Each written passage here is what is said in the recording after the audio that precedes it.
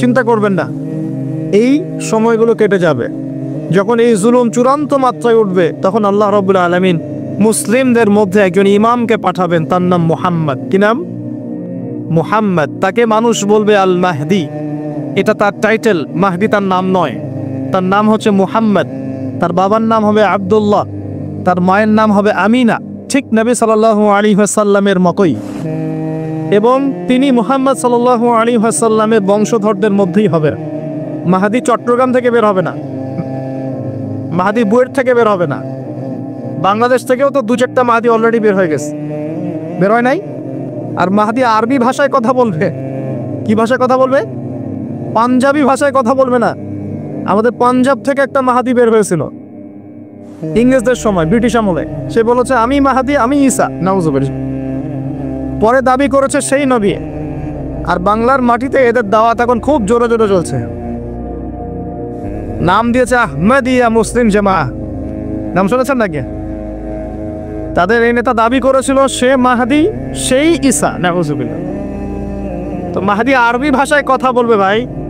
আর মাহাদি হবেন আরব মায়ের সন্তান, পাঞ্জাবি মায়ের সন্তান না। পাঞ্জাবি ভাষায় কথা বলবে না, বাংলা ভাষায় কথা বলবে না। তিনি মদিনা থেকে আসবেন। কোত্থেকে? তিনি দায়িত্ব নিতে চাইবেন না, বরং পালিয়ে আসবেন মক্কায়। মানুষ তাকে জোর করে দায়িত্ব দিবে। আপনারা যারা হজ করেছেন, কাবা ঘরের এই যে তাওয়াফ তো করেছেন, মাশাআল্লাহ, তাওয়াফ এবং এই যে আপনার মাকামে ইব্রাহিম, এর মাঝখানে ইমাম মাহাদিকে তারা পেয়ে যাবে এবং সেখানে তার হাতে বায়াত নেওয়া হবে এবং তিনি মুসলিমদেরকে ঐক্যবদ্ধ করে এই জুলুমের এগেইনস্টে যুদ্ধ করবেন ইনশাআল্লাহ। বিশ্ব এখন অনেক কিছু দেখা বাকি আছে, হতাশ হবেন না। বিশ্বে এখন অনেক কিছু ঘটা বাকি আছে। মহামারী হয়েছে, জালজালা হবে, আল্লাহ পাকের আযাব গজবগুলো আসবে, নৈতিকত অবক্ষয় হবে, জুলুম বাড়বে, ঘরে ঘরে ফিতনা ছড়িয়ে পড়বে। এর মধ্যেও আসহাবুল কাহাফের মতো কিছু মানুষ ঈমানও ধরে রাখবে ইনশাআল্লাহ। আল্লাহ পাক যাদেরকে দিয়ে কাজ নিবেন, আল্লাহ পাক তাদেরকে তৈরি করবেন। নতুন প্রজন্ম আল্লাহ পাক নিয়ে আসবেন। কোরআনকে কেউ মিটিয়ে ফেলতে পারবে না, সুন্নতকে কেউ মিটিয়ে ফেলতে পারবে না। এটা পৃথিবীতে থাকবেই ইনশাআল্লাহ। প্রত্যেক দেশে দেশে, জেলায়, থানায়, প্রত্যেকটা জায়গায় আল্লাহ ভীরু কিছু মানুষ থাকবে ইনশাআল্লাহ। আল্লাহ পাক তাদের অন্তরের মধ্যে গায়েবী একটা মিল বন্ধন দিয়ে দিবে ইনশাআল্লাহ। এভাবে চলতে থাকবে সময়। যখন ইমামুল মাহদি আসবেন, তখন বিশ্বে যুদ্ধ বিগ্রহ চলতে থাকবে, অনেক ব্যাপক যুদ্ধ চলতে থাকবে। তখন ইমামুল মাহদি মুসলিমদেরকে নিয়ে এই যে জালেম শক্তির বিরুদ্ধে যুদ্ধ করে ওই জায়গা স্বাধীন করবে ইনশাআল্লাহ। কিন্তু তারপরেও দাজ্জালকে হত্যা করা যাবে না। দাজ্জাল খুবই শক্তিশালী হবে এবং তার অনুসারীরা হবে প্রচণ্ড শক্তিশালী। তখন আল্লাহ রাব্বুল আলামিন এই মিথ্যা মাসিহকে মেরে ফেলার জন্যে আল্লাহ পাক আসমান থেকে সত্য মাসিহ ঈসা আলাইহিস সালামকে আবার পাঠাবেন। বলেন সুবহানাল্লাহ। আল্লাহ রাব্বুল আলামিন সূরা মাঈদার মধ্যে বলেছেন, ওয়ামা কাতালুহু ওয়ামা সালাবু। তারা তাকে হত্যাও করে নাই, ক্রুশবিদ্ধও করে নাই। বাল রাফাআহু আল্লাহু ইলাইহি, বরং আল্লাহ পাক তাকে তার দিকে উঠিয়ে নিয়েছেন। সুবহানাল্লাহ। তিনি কোথায় আসবেন? তিনি সিরিয়াতে নামবেন। কোথায়? সিরিয়ায়। এই যে টার্কি এবং সিরিয়ার জায়গা যেখানে ভূমিকম্প হলো, সবাই তুরস্ক নিয়ে অনেক বেশি ব্যস্ত, কিন্তু সিরিয়াতে কিন্তু অনেক ক্ষতি হয়েছে। এদিকে মানুষ দেখছে না। আর সিরিয়ার মানুষদের কি যে দুর্ভোগ, কি যে দুর্দশা, এটা দেখার জন্য শুধু আল্লাহই আছেন, আমরা কেউই নাই। এটা দেখার জন্য শুধু আল্লাহ আছেন, আর কেউ নাই পাশে। এই 12-14 বছরের যুদ্ধ বিগ্রহে যা হয়েছে সিরিয়ার অবস্থা, ওইটাকে খেলার মাঠ পেয়েছে পশ্চিমারা। এই মাঠের মধ্যে তুরস্কও ঢুকে গিয়েছিল। এটাও একটা শাস্তি হতে পারে। ন্যাটোর সাথে ঢুকে সেও এখানে হামলা চালিয়েছে, এটাও হতে পারে। আল্লাহ ভালো জানেন। সিরিয়ার মাজলুম শিশুদেরকে আকাশের নিচে রাত কাটাতে হয়, 3 দিনে একবার খাবার পায় তারা। একই অবস্থা ইয়েমেনেও আছে। ইয়েমেনে যে বলা হয় যে 5 থেকে 6 লক্ষ মানুষ মারা গেছে বিগত গৃহযুদ্ধে 2010 সাল থেকে। আর সেখানে যতজন মানুষ মারা গেছে তার মধ্যে 60% হচ্ছে বাচ্চা। তো এই বাচ্চাদের কি দোষ ছিল? তারা কি জানতো শিয়া কাকে বলে, সুন্নি কাকে বলে? তারা কি জানে দুনিয়া কি, আখেরাত কি? তারা কি জানে কোনটা হক কোনটা বাতিল? তারা তো জানে যে মায়ের বুকের দুধ খেতে হয়। দুধের বাচ্চাগুলো দুধ পায় না, মায়েরা দুধ দিতে পারে না, খাবার নাই, দুর্ভিক্ষ। এই সংকটের জন্য কে দায়ী? আল্লাহ না মানুষ? কে দায়ী? যাহারাল ফাসাদু ফিল বাররি ওয়াল বাহরি বিমা কাসাবাত আইদিন নাস। আল্লাহ পাক বলছেন জলে স্থলে যে বিপর্যয়গুলো ছড়িয়ে পড়েছে এগুলো মানুষের হাতের কামাই। কার হাতের কামাই? মানুষের হাতের কামাই। একই অবস্থা ইরাকেও ছিল, মনে আছে? সাদ্দাম হোসেনের কাছে পারমাণবিক অস্ত্র আছে বলে কত নাকি করা হলো, করে লক্ষ লক্ষ মানুষকে মেরে ফেলা হলো। পরে বলল আমরা সরি, আসলে সেখানে কোনো অস্ত্র ছিল না, we are sorry for that. তারা বলে দিল আমরা এর জন্য সরি, ব্যাস লক্ষ লক্ষ মানুষের রক্তের ঋণ শোধ হয়ে গেল। আবু গারিব নামে একটা কারাগার ছিল, এখনো আছে। ওই কারাগারের মধ্যে মুসলিমদেরকে ঢুকিয়ে যে নির্মম নির্যাতন করা হতো আপনারা জানেন না। পাকিস্তানের একজন ডক্টর মহিলা, ওই যে উনি নিউরো মেডিসিন ডক্টর আফিয়া, ওনাকে মনে হয় 10 থেকে 12 বছর ধরে এখানে নির্যাতন করা হয়েছে। না, আপনার বোনকে যদি একবার কেউ খারাপ নজরে তাকায় আপনার কেমন মনে হয়? আপনার মায়ের দিকে যদি কেউ একবার খারাপ নজরে তাকায়, একটা খারাপ মন্তব্য করে, আপনার কি মনে হয়? আপনার স্ত্রীকে যদি কেউ একটু গায়ে টাচ করে চলে যায়, শ্লীলতাহানি করে, টিস করে, আপনার কি মনে হবে? এরকম লক্ষ লক্ষ বোনদেরকে আমাদেরকে এরকম ধর্ষণ করা হয়েছে দিনের পর দিন। গ্যাং রেপ বলে, গ্যাং রেপ মানে একসাথে 10 জন 12 জন মিলে আমাদের বোনদেরকে ধর্ষণ করেছে। মুসলিমরা তো বললাম না, মুসলিমরা পড়ে আছে ওঠেন বসেন নিয়ে, মজা ট্রল এগুলো নিয়ে। সারা বিশ্বে যা হচ্ছে মুসলিমদের সাথে, যদি আমরা সত্যি জানতাম শান্তিতে ঘুমাতেই পারতাম না, আমাদের ঘুম উড়ে যেত চোখ থেকে। বেশি বললেও সমস্যা, বেশি করলেও সমস্যা, কাকেই বলবো, কে বা বুঝবে? দেখা যায় এমন অনেক সময় হয়েছে, অনেক ভালো ভালো নেতা সমাজে এসেছে, আসার পরে জনগণকে বুঝিয়েছে, জনগণ বলেছে ঠিক আমরা তোমার সাথে আছে। যেই সেই নেতার উপর কোনো বিপদ এসেছে, জনগণ নাই, তাকে নিয়ে কি করবে না, কার সামনেই বা কি বলবো?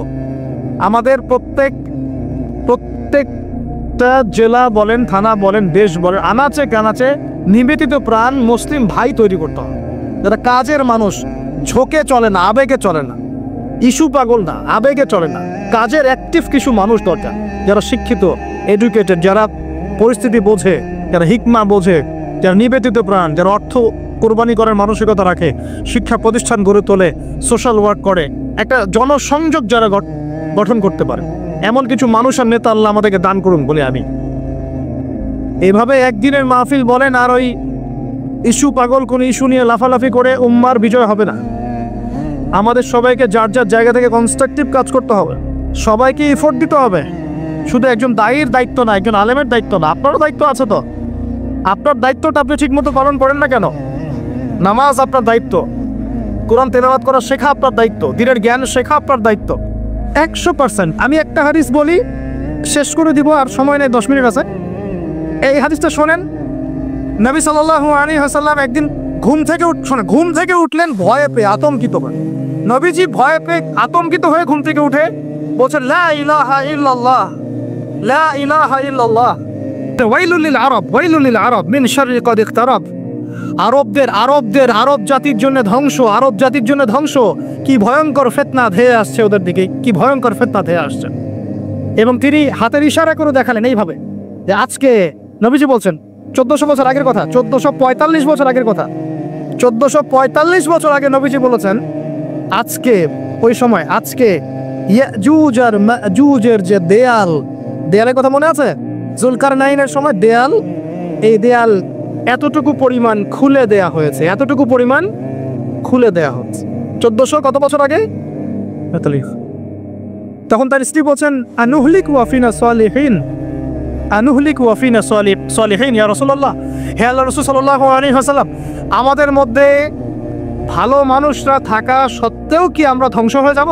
আপনি যে বলছেন ওয়াইলুল লিল আরব, আরবদের জন্য ধ্বংস। নবীজি বলছেন নাম, হ্যাঁ নাম, হ্যাঁ ধ্বংস হয়ে যাবে। ইযা কাসুরাতিল খাবাস, যখন নগ্নতা, বেহায়াপনা, অশ্লীলতা সমাজে রন্ধ্রে রন্ধ্রে ছড়িয়ে পড়বে, তখন আলেম জালেম সব ধ্বংস হবে।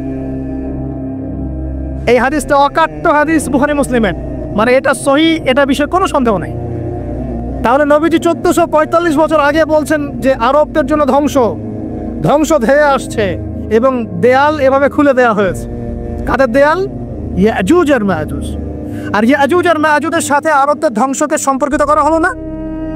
ইয়াজুজ আর মাজুজের সাথে আরবদের ধ্বংসকে সম্পৃক্ত করা হলো এবং বেহায়াপনাকে সম্পৃক্ত করা হলো। বুঝতে পারছেন? আরব জাতির ধ্বংসের সাথে ইয়াজুজ মাজুজকে কানেক্টেড করা হলো এবং অশ্লীলতাকে কি বলেন অশ্লীলতাকে কানেক্টেড করা হলো। এখন আপনি চিন্তা করে দেখেন, সারা বিশ্বে পর্নোগ্রাফি কারা ছড়িয়ে দিয়েছে? বলেন বলেন দেখি। পর্নোগ্রাফি কি বেহায়া পড়ে না? সমাজের ইদা কাসিরাতিল খাবার, যখন সমাজের রঞ্জে রঞ্জে বেহায়াপনা ছড়িয়ে পড়বে, ছড়িয়ে পড়ে নাই? মিলান, হাদিসটা মিলান। সমাজের এই মেয়েদের এই যে ফ্যামিনিস্ট রেভলিউশন কারা ছড়িয়ে দিয়েছে? ফ্যামিনিস্ট রেভলিউশন কারা ছড়িয়ে দিয়েছে? ওরা। সমাজে মেয়ে ছেলে একসাথে চলবে একই পোশাকে কারা ছড়িয়ে দিয়েছে? সমাজে মেয়েদের বেপর্দায় চলার এই সংস্কৃতি কারা ছড়িয়ে দিয়েছে? মাদক আর সুদের সংস্কৃতি কারা ছড়িয়ে দিয়েছে? সবচেয়ে বড় কথা, free sex, open sex, free sex, জেনা, ব্যভিচার, পর্নোগ্রাফি, এগুলো কারা ছড়িয়ে দিয়েছে? এটাই ওই যে খুলে দেয়া হয়েছে। এটা আমার ব্যাখ্যা, এটা আমার বুঝ। পৃথিবীর এমন কোন রাষ্ট্র বাকি রাখে নাই তারা এগুলো ছড়াতে, এমন কোন রাষ্ট্র বাকি নেই। তাহলে সব জায়গায় ছড়িয়ে পড়বে না ইয়াজুজ মাজুজের ফিতনা? এই ছড়িয়ে পড়েছে। আল্লাহ পাক আমাদেরকে এই পশ্চিমা গোলক ধাঁধা থেকে হেফাজত করুন, আমিন। আমাদের সংস্কৃতি নিয়ে আমরা বুক ফুলে বাঁচবো ইনশাআল্লাহ। আমাদের সংস্কৃতি নিয়ে আমরা চলবো ইনশাআল্লাহ। আমাদের কোরআন আছে, হাদিস আছে, আমাদের নবী আছেন, আমাদের সাহাবীরা আছেন, আমাদের দিন আছে ইনশাআল্লাহ। আমাদের অন্য কাউকে প্রয়োজন আছে? এই যে প্রযুক্তিগত কথাগুলো বললাম, একটু মাথা খাটান, এগুলো আমরাই তৈরি করতে পারবো ইনশাআল্লাহ। সব ঢেলে সাজানো যাবে ইনশাআল্লাহ। আল্লাহ পাক আমাদেরকে বোঝার তৌফিক দান করুন। তাহলে 1 নম্বর কি বলেছিলাম ভাই? ইলম অর্জন। 2 নম্বর ইলম অনুযায়ী আমল। আর এই আমলটা কি শুধু ব্যক্তি জীবনে না, জীবনের সব ক্ষেত্রে? আল্লাহ কবুল করুন। 3 নম্বর নিজের পরিবারের যত্ন নিন।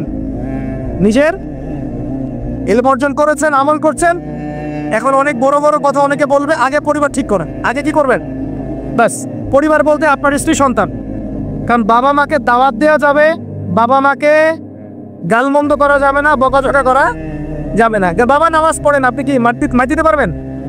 মা নামাজ পড়েন, আপনি কি মার দিতে পারবেন? পারবেন না। তবে এই যুগে কিছু হতভাগা আছে, এরা বাপ মাকেও গায়ে হাত তোলে না। এই যুগে এমন কিছু হতভাগা ছেলে মেয়ে জন্ম হয়েছে, আল্লাহ মাফ করুক, এরা পিতামাতার সাথেও কি জঘন্য আচরণ করে। পিতামাতা দোয়া নিবেন, যাদের সাথে পিতামাতা দোয়া থাকে জীবনে সফল হবে ইনশাআল্লাহ। যার সাথে পিতামাতার দোয়া নাই, অবস্থা খারাপ। আল্লাহ মাফ করুক আমাদেরকে। এখন পরিবার বলতে আপনার স্ত্রী সন্তান প্রথম প্রায়োরিটি পাবে। আর পিতামাতাকে আপনি দাওয়াত দিবেন, নসিহত করে বোঝানোর চেষ্টা করবেন। আপনার সন্তান যদি 10 বছর বয়সে নামাজ না পড়ে, তখন তাকে আপনি পিটাতে পারবেন, কিন্তু আপনি বাবাকে মারবেন পারবেন? আর পরিবারের কিছু বিষয় এটা আপনি পাবেন প্যারেন্টিং বইয়ের মধ্যে। আর আল্লামা তকি ইসমানী দামাত বারাকাতুহু শাইখের একটা কিতাব আছে, ইসলাম ও পারিবারিক জীবন। ইসলাম ও পারিবারিক জীবন, এই বইটা পড়লে আপনি অনেক কিছু জানতে পারবেন। আমি ডিটেলস বলে দেওয়ার সময় পাচ্ছি আজকে। এক কথায়, পরিবারের মধ্যে তাওহীদ থাকবে, শিরক থাকবে না, ঠিক আছে? পরিবারের মধ্যে সুন্নতের চর্চা থাকবে, কোনো বেদাত থাকবে না। পরিবারে হালাল রিজিক থাকবে, কোনো হারাম ঢুকবে না। পরিবারের বিয়ে করব যখন, দিনদারিতা দেখে মেয়ে চুজ করব, সৌন্দর্য শ্বশুর টাকা পয়সা দেখে নয়। হ্যাঁ, সৌন্দর্য থাকতে পারে, সৌন্দর্য থাকলে নূরুন আলা নূর, আরো ভালো। কিন্তু যদি মেয়েটা এই যে আমাদের এখনকার সুন্দরী বলতে আপনারা যাদেরকে বোঝেন, নাম নিচ্ছি না, তাদের মতো সুন্দরী নাও হয়, মন খারাপ করার কিচ্ছু নাই।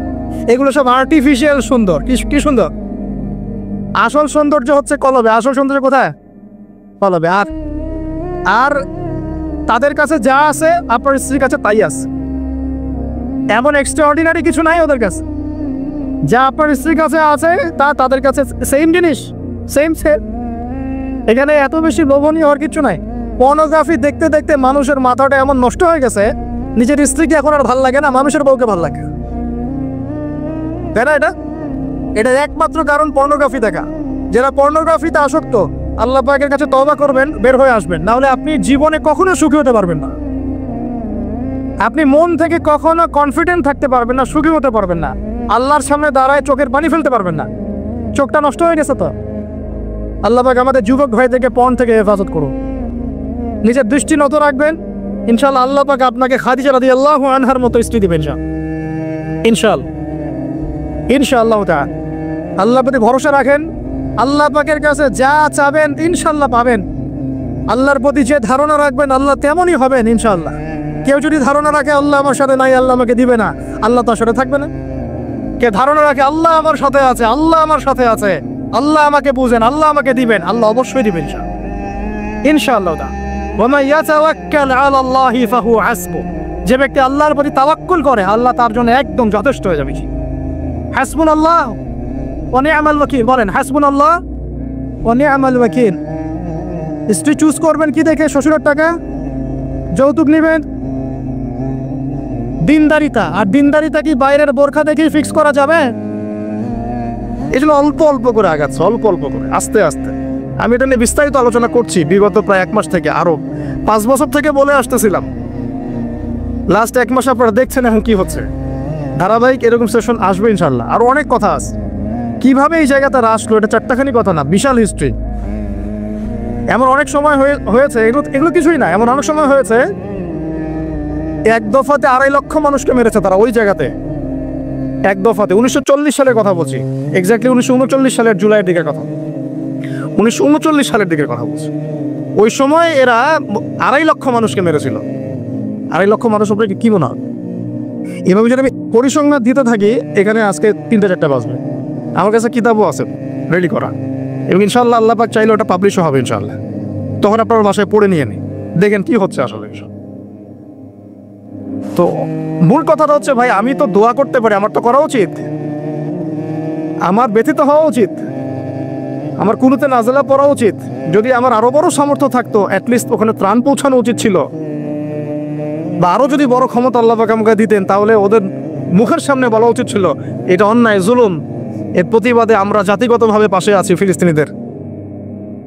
এবং মুসলিম রাষ্ট্রগুলোর ঐক্যবদ্ধ হয়ে একটা ফোরাম গঠন করা উচিত ছিল এদের বিরুদ্ধে। কিসের শান্তি চুক্তি আর কিসের নেগোসিয়েশন? কোনো কথা আর বাকি আছে? এদের সাথে একটা ভাষাই বাকি আছে এখন, অস্ত্রের ভাষা, যুদ্ধের ভাষা। একটা ভাষাতেই কথা বলা বাকি আছে, আর কোনো ভাষাই নেই এদের সাথে কথা বলার। তুমি হাসপাতালে বোম ফেলে 600টা মুসলিম বাচ্চাকে হত্যা করে ফেলছো, তোমার সাথে কিসের কথা? একটা কথাই হতে পারে, সেটা হলো যুদ্ধের ভাষা, অথবা এই পুরো ভূমি থেকে তোমরা চলে যাবা পশ্চিমে। এটাই ছিল আমাদের ভাষা। কিন্তু বিগত 75 বছর ধরে আমরা এগুলো করতে পারি না। 1-2টা বছর না রে ভাই, 75 বছর ধরে আমরা এগুলো করতে পারি। তো আমি এখানে গলা ফাটাই, আমার আবেগ ঝেড়েও কি লাভ হবে তাও জানি না। অ্যাটলিস্ট আমরা আমাদের জবাবটা তো আল্লাহর কাছে দেওয়া লাগবে। আল্লাহ পাক আপনার অপারগতাও জানেন, আপনার সামর্থ্যের সীমাও জানেন। আল্লাহ পাক দেখবেন এর মধ্যে থেকে আপনি কি করেছেন, দেখবেন কি না?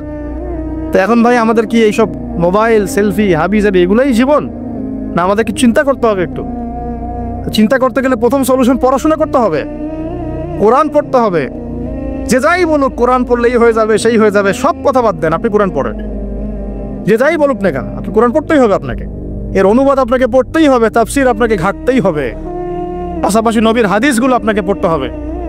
অবশ্যই কোনো না কোনো আলেমের সোহবতে থাকতে হবে। উদ্বাস্তুর মতো জীবনযাপন করবেন না এই 10 জন 20 জন সার্কেল নিয়ে। ওলামায়ে কেরামদের মধ্যে যারা হক্কানি ওলামায়ে কেরাম, তাদের কাছে এসে পরামর্শ করে চলাফেরা করবেন, যাতে আপনি বিভ্রান্তির শিকার না হন, পরামর্শ করতে পারেন।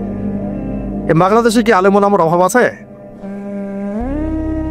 যত তাদের মধ্যে বিভক্তি থাক, যতই তারা একে অপরের সাথে কলুশনে থাক না কেন, যত দল থাক, তারপরেও আপনি ওলামায়ে কেরামের সাথেই থাকবেন। এবং হকপন্থী চিনে নেবেন। হকপন্থী আর মুনাফেক চেনার সবচেয়ে উপযুক্ত সময় কোনটা সেটাও বলে দিই। হকপন্থী ওলামায়ে কেরাম আর মুনাফেক যারা মুসলিম উম্মার ভিতরে কাজ করছে আমাদের মতো লেবাস পোশাকে, এটা চেনার, ফাইন্ড আউট করার সবচেয়ে শ্রেষ্ঠ সময় হচ্ছে উম্মার এই সংকটপূর্ণ সময়গুলা। উম্মার উপর যখন কোনো বিপদ আপদ, বালা মুসিবত, সংকট আসবে, আপনি এমনি বুঝতে পারবেন কারা মুনাফেক কারা হকের উপর আছে। যদি আপনার বিবেক থেকে থাকে, আপনার বুঝ থেকে থাকে। এরপরেও যদি না চিনতে পারেন, আপনি দাজ্জাল, অন্ধ, আপনি দাজ্জালের মতো এক চোখ অন্ধ। এই মাজলুমদের বিপক্ষেও বহু আলেম কথা বলে নাই বাংলাদেশে, বলে নাই। তা আপনাকে আমি আর কিভাবে চিনাবো, কিভাবে চোখে আঙ্গুল দিয়ে চিনাবো যে আসলে কারা হকপন্থী কারা বাতিলপন্থী? এইটুকু তো আপনার দায়িত্ব চেনার। কিভাবে এভাবে তাদের সাথে আপনি নিজের জীবনটা নষ্ট করে ফেলতেছেন? সুবহানাল্লাহ। আল্লাহ পাক আপনাদেরকে হেফাজত করুন, সঠিক পথে রাখুন, ওলামায়ে কেরামের সোহবতে থাকবেন, হকপন্থী ওলামায়ে কেরাম। আর ভাই প্রতিদিন যে সুন্নাহগুলো আছে এগুলো আমল করেন, নিজের উপর একটা সংশোধন নিয়ে আসেন। আল্লাহ পাক ততক্ষণ পর্যন্ত আমাদেরকে বিজয় দিবেন না যতক্ষণ না আমরা পরিপূর্ণ ইসলামে প্রবেশ করতেছি। আর পরিপূর্ণ ইসলাম মানে কি শুধু জুমার নামাজ পড়া, শুধু ঈদের নামাজ পড়া? আমাকে বলেন, আপনারা তো জানেন সব কিছু। পরিপূর্ণ ইসলাম মানে কি? 5 ওয়াক্ত নামাজ তো আপনাকে পড়তে হবে। আল্লাহ যদি তৌফিক দেন, সামর্থ্য দেন, তাহাজ্জুদও করতে হবে, চেষ্টা করতে হবে, নফল আমল বাড়াই দিতে হবে, জিকির আজগার তেলাওয়াত তাসবিহ তাহলিল বাড়াই দিতে হবে, আল্লাহর কাছে কান্নাকাটি বাড়াইতে হবে, ফিতনা থেকে দূরে আসার চেষ্টা করতে হবে, এই জগতের মোহ ছাড়তে হবে। যতটুকুতে আমার জীবন চলে যায় বাস এতটুকুতেই। আমি এইভাবেও বলতেছি আপনাদেরকে এখন সরাসরি, নিজেদের আপনজনদের মধ্যে, পরিবারের মধ্যে, বংশের মধ্যে কেউ যদি আপনাকে দিনের পথে চলতে বাধা প্রদান করে, ফিতনা সৃষ্টি করে, আপনি তার থেকেও নিজেকে সরা রাখবেন। দিন আপনার, জীবন আপনার, মানে আদিন আমার, জীবন আমার, ইহকাল আমার, পরকাল আমার, জবাব আমার। আমার অন্য কারো দ্বারা প্রভাবিত হয়ে দিন নষ্ট করা যাবে না, যাবে? অনেক সময় হয় না, আমাদের বংশে, পরিবারের কাছের অনেক মানুষ আপনাকে দিনের পথে চলার ক্ষেত্রে প্রতিবন্ধকতা সৃষ্টি করতেছে। আমি বলতেছি না ওদের সাথে আপনি সম্পর্ক নষ্ট করে দেন, কাট অফ হয়ে যান, এটা বলতেছি না। বলতেছি আপনি ইসলামিক দূরত্ব মেনটেন করেন, নিজেকে নিয়ে থাকেন, আপনি আল্লাহকে নিয়ে থাকেন। এক আল্লাহই আপনার জন্য যথেষ্ট, ইনশাআল্লাহ। কাউকে লাগবে না, ইনশাআল্লাহ। কেউ যদি না থাকে, এক আল্লাহই আপনার আমার জন্য যথেষ্ট। এটা কি বিশ্বাস করেন কিনা? এই আল্লাহ পাকই আমাদেরকে বাঁচিয়ে রাখছেন, আল্লাহ পাকের হাতেই আমাদের জীবন, আল্লাহ পাকই আমাদেরকে খাওয়ান। আল্লাহ থাকলে কিচ্ছু লাগে না। আর যার আল্লাহ নাই, সারা দুনিয়া মিলেও তাকে সুখ দিতে পারবে না, তার কিছুই করতে পারবে না। এখন আসলে আমাদের সাথে আল্লাহ আছে কি না একটু নিজেরাই বুঝতে পারবো। আসলে আল্লাহ পাকের সাথে আমার সম্পর্ক কেমন? আল্লাহ বলে ডাকলে বা আল্লাহর কাছে দোয়া করলে কি আমার ভিতরে কোনো অনুভূতি আসে কি না? রাসূল সাল্লাল্লাহু আলাইহি ওয়াসাল্লামের নাম আসলে আমার ভিতরে কোনো অনুভূতি আসে কি না বুঝবেন। ইনশাআল্লাহ এটা আপনার আস্তে আস্তে বুঝে যাবেন। তাহলে নিজের তাজকিয়ার দিকে ফোকাস করেন, এবং তাজকিয়া অর্জন করার জন্য অবশ্যই সোহবত লাগে। যারা আত্মশুদ্ধিতে পরিপূর্ণ মানুষ, এই মানুষগুলোর সাথে পরামর্শ করে চলবেন। আর নিজের দিন পালন করেন, দিনটাকে আর বিভক্ত হতে দিবেন না। যারাই বিভক্তির দিকে নিয়ে যায় এদেরকে বয়কট করবেন, মিশবেনই না এদের সাথে। বরং আমি বলছি, বাংলাদেশে এমনিই তো শত শত দল হয়ে গেছে। এখন আপনি নিউট্রাল থাকবেন, নিজেকে বায়াসড করবেন না, নিউট্রাল থাকবেন। নিউট্রাল মানে নিরপেক্ষ। নিরপেক্ষ থেকে আপনি দেখবেন যে আসলে কার মধ্যে হকটা বেশি আছে। এরপর আপনার বুঝ অনুযায়ী কোরআন সুন্নাহর সাথে মিলিয়ে ওলামায়ে কেরামের পরামর্শে যেদিকে তারা আপনাকে হেদায়েতের পথে নিয়ে যাবেন, সেই পথে আপনি চলেন। ইনশাআল্লাহ আপনি ঠিক পথে থাকবেন। এই জন্য আমি একা একা থাকতে নিষেধ করি। ওলামায়ে কেরামদের সাথে পরামর্শ করে চলবেন এবং ঐক্যবদ্ধ জীবনযাপন করবেন। আর কিছু ভাইয়ের মধ্যে যদি খারাপ কিছু থাকে, তাদেরকে একদম আন্ডার এস্টিমেট করে ধুয়ে রেখে দেওয়ার দরকার নেই। কারণ যার মধ্যে খারাপ কিছু আছে, ওর মধ্যে ভালোও কিছু আছে। খোলা মনে ভালোগুলো নিয়ে নেবেন, খারাপগুলো আপনি ছেড়ে দিবেন। এখন বলতে পারে, আপনি কিভাবে বুঝবেন ভালো কোনটা খারাপ কোনটা? নিজে পড়বেন, নিজে জ্ঞান অর্জন করবেন, আল্লাহ পাক বিবেক দিয়েছেন, বোঝার চেষ্টা করবেন এবং আলেমদের সাথে পরামর্শ করবেন। ব্যাস, আল্লাহ পাক এরপরে আপনাকে যে পথে নিয়ে যাবেন, ইনশাআল্লাহ সেই পথে আপনি চলেন। উম্মার বিভক্তি বাড়াবেন না। এরপরে যখন অর্থনীতির মধ্যে ঢুকবেন, ব্যবসা বাণিজ্য, রিজিক, চাকরি বাকরি, জান চলে গেলেও হারাম খাবেন না, ইনশাআল্লাহ। আল্লাহ পাক তৌফিক দান, আপনাকে তৌফিক দেখ, আমাকেও তৌফিক দান।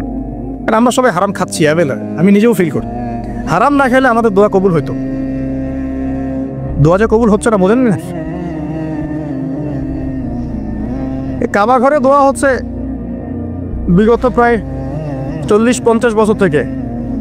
আল্লাহ ফিলিস্তিনকে মুক্ত করে দাও, মুসলিম ভাইদেরকে সাহায্য করো, নুসরা নাজিল করো। আপনি দোয়ার কি বরকত দেখতে পারতেছেন? দোয়ার কি ইম্প্যাক্ট পড়তেছে? রিজিক হারাম, রিজিক অনেক সময় হারাম হয়ে যাচ্ছে আমাদের। এমনকি হজের মতো মৌসুমে, উমরার মতো মৌসুমে আমরা যে গোশতগুলো খাচ্ছি বাইরে, এগুলো যে কতটুকু আল্লাহর নামে জবাই করছে আল্লাহ ভালো জানে। ভাবতো আমি তো এগুলা পারতেছি না। আমি সত্যি বলতেছি যে আমরা হালাল খাইতেও পারতেছি না। মনে হয় চেষ্টা করতে হবে 100% হালালের উপর থাকার জন্য। যদি আল্লাহর নামে জবাই না করা হয়, সেটা কি হালাল হবে? যদি আমার টাকার মধ্যে সুদ থাকে, হালাল হবে? যদি আমার টাকার মধ্যে ঘুষ থাকে, হালাল হবে? বাংলাদেশের লক্ষ লক্ষ মানুষ নামাজ পড়ে মসজিদে, ঘুষখোর। বাংলাদেশের লক্ষ লক্ষ না, কোটি কোটি মানুষ মসজিদে নামাজ পড়ে, মুসল্লি, সুদখোর। অনেক মসজিদ কমিটি আছে সুদখোর। ভাই, আমার কথা বলতে কোনো ভয়ে কাজ করে না, আর আমি কারো পরোয়া করি না, সত্য কথা বলতে, এক আল্লাহ ছাড়া। বাংলাদেশে লক্ষ লক্ষ মানুষ আছে মসজিদে, নামাজ পড়ে, সুদখোর, ঘুষখোর, দুর্নীতিবাজ, করাপ্টেড। আমরা আমাদের কথা বলছি, দাড়ি টুপিওয়ালা মানুষ, আমরা বহু দাড়ি টুপিওয়ালা মানুষ আছি সমাজে, চলাফেরা করি, আমাদের রিজিক ঠিক নেই, হারাম খাচ্ছি, দোয়া কবুল হবে না।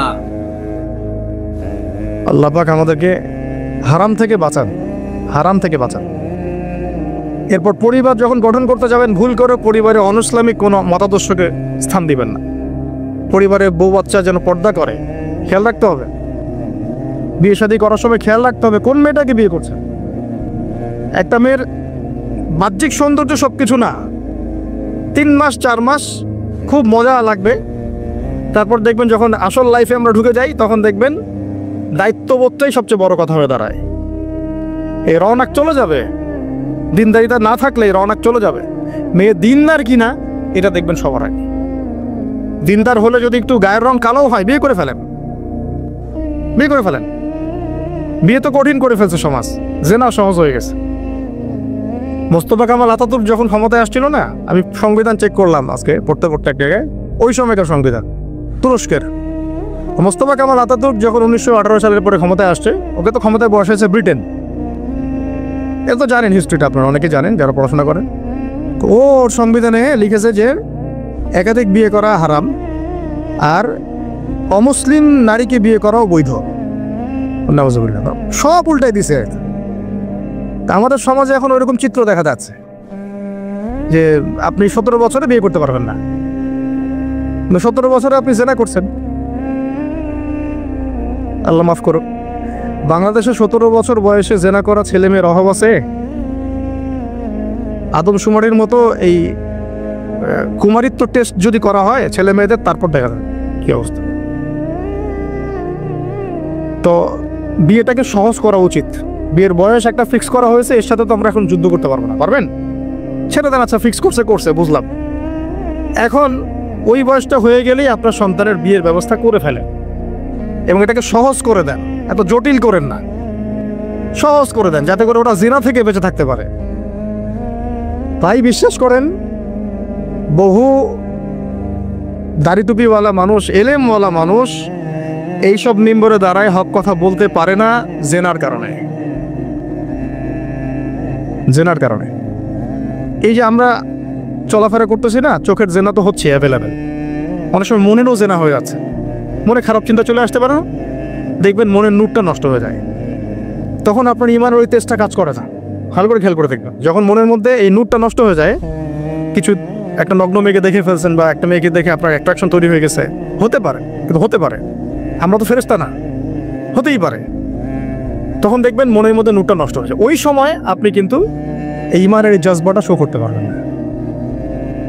তখন নবী সাল্লাল্লাহু আলাইহি ওয়াসাল্লাম বলেছেন, তখন যদি বাসায় স্ত্রী থাকে তোমরা স্ত্রীর কাছে চলে যাবা, নিজের প্রয়োজন মিটাই নিবা, তাহলে এই শয়তানি মন থেকে চলে যাবে। তাই তো বিয়ে কঠিন, এটা মিটাবে কীভাবে? অনলাইনে ঢুকলেই দেখবেন আপনি নগ্নতা। এই ছেলে পেলে আমাদের সাথে যারা ঢাকায় থাকে এরা যাতে আরও জান কি আছে, এখন কি হয়।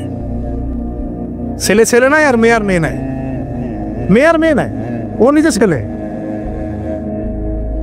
একটা মেয়ের যে চরিত্র খারাপ এটা বোঝার জন্য এতটুকু যথেষ্ট যে ও মোটর সাইকেলের পিছনে বসছে কিভাবে, এটা দেখবেন। খালি একটা আপনার শালীন দিনদার স্ত্রীকে নিয়ে যদি আপনি মোটর সাইকেলে জানো, দেখবেন তার বসার ধরনটা কেমন, আর যাদের সাথে এই যে ফ্রি মিক্সিংয়ে প্রেম প্রীতি সম্পর্ক করে এদের বসার ধরনটা কেমন। বসাই আপনাকে বলে দেবে কত বড় বেয়াদব, কত বড় আদবহীন বেহায়া একটা মানুষ। আমার কথা ইশারা দিচ্ছি, সব তো বলা যাবে না। তো এটাকে সহজ করবেন, এখানে দিনদারিতাকে প্রাধান্য দিবেন, ভুলেও দুনিয়াদারিকে প্রাধান্য দিয়েন না। ও বাপের কয় টাকা আছে, ওর বিয়ে করলে আমি পাবো কি, কত সুন্দর ঐশ্বরিয়া রায়ের মতো কিনা, এগুলো দেখার দরকার না। এগুলো থাকে না, আস্তে আস্তে চলে যায়, দিনদারিতা থেকে যায়। ইব্রাহিম আলাইহিস সালামের স্ত্রীদের কথা আজকে আমরা স্মরণ করি না? হাজরা আলাইহিস সালাম, তার ওই সবর, সাফা মারওয়ার সাই, তাওয়াক্কুল আল্লাহর কাছে এত পছন্দ হয়েছিল যে কিয়ামত পর্যন্ত যত মানুষ হজ করবে, সাই না করলে হজ হবে না আমার। ঠিক আছে? উনার ওই হাঁটা দৌড়াদৌড়ি আল্লাহর কাছে এত পছন্দ হয়েছে। আপনি জামজাম কূপ ওখানে যে তাওয়াফ করছেন না, তাওয়াফ করে যে পানি খেয়ে আসলেন, সাফা মারওয়া সাই করলেন, এই সাই না করা পর্যন্ত আপনার হজই হচ্ছে না, ওমরাই হচ্ছে না। তো একজন দিনদার মেয়ের দিনদারিতা আল্লাহর কাছে কিভাবে কবুল হয়ে থাকে? আমাদের মেয়েদেরকে বুঝান, বাসায় গিয়ে বোনদেরকে বুঝান, মাদেরকে বুঝান, স্ত্রীদেরকে বুঝান, তাদেরকেও একটা উদ্দেশ্যে আল্লাহ পাক সৃষ্টি করেছেন। কি উদ্দেশ্য? তারা যেন ইসমাইলের মতো প্রজন্ম জন্ম দিতে পারে। তাদেরকে সিরিয়াল দেখার জন্য পাঠানো হয় না, তাদেরকে রং তামাশা করার জন্য আর স্নো পাউডার মেখে বাইরে ঘোরার জন্য পাঠানো হয় না। এবং এটাকে কন্ট্রোল তো আমাদেরকে করতে হবে। এই যে বললাম, কন্ট্রোল করতে গিয়ে যদি দেখেন পারতেছেন না, আপনার দ্বারা হচ্ছে না, তখন কি প্রয়োজনে ডিসকানেক্টেড হয়ে যাবে, প্রয়োজনে ডিসকানেক্টেড হয়ে যাবেন, তাও নিজের দিনকে ক্ষতিগ্রস্ত হতে দিবেন না। কিছু করেন নাই তো, চেষ্টার উপর চেষ্টা করে যাচ্ছেন আপনি 10 বছর, 15 বছর, 5 বছর, 7 বছর, কোনো রেজাল্ট পাচ্ছেন না। আপনি কি করবেন? দিন ছেড়ে দেবেন? আপনিও তাদের মতো হয়ে যাবেন? আপনাকে আপনার স্বতন্ত্র জায়গায় থাকতে হবে। আল্লাহ পাক তৌফিক দান করুন। আর ইসলাম সংশোধনের মধ্যে সমাধান আসলে আলহামদুলিল্লাহ। এরপরে বাচ্চা কাচ্চা যেগুলো হবে, এগুলো পয়েন্ট মনে রাখবেন, পড়াশোনা থেকে এই পর্যন্ত বাচ্চা কাচ্চা যেগুলো হবে, এক একটা বাচ্চাকে আগামী দিনের যোদ্ধা হিসেবে গড়ে তুলবে। কি যুদ্ধ করবে তারা? আগে আদর্শিক যুদ্ধ করবে, আদর্শিক যুদ্ধ করবে, যে আমরা ওইসব আদর্শে চলি না, আমাদের নিজস্ব আদর্শ আছে, এটা ইসলাম। আমাদের কিতাব আছে কোরআন, আমাদের সুন্নাহ আছে মুহাম্মদ সাল্লাল্লাহু আলাইহি ওয়াসাল্লামের সুন্নাহ। এরা বৈষয়িক শিক্ষাও শিক্ষিত হবে, ইসলামিক শিক্ষাও শিক্ষিত হবে ইনশাআল্লাহ।